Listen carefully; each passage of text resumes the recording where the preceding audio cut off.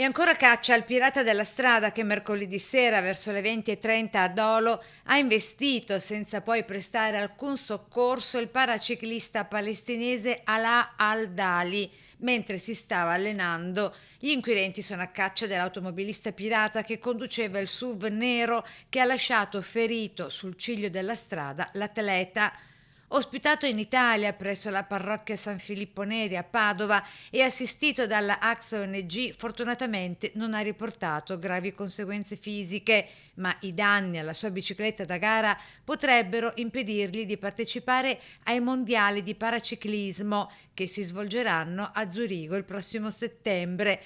Nel frattempo, spiegano dall'associazione, è stata sporta denuncia contro ignoti.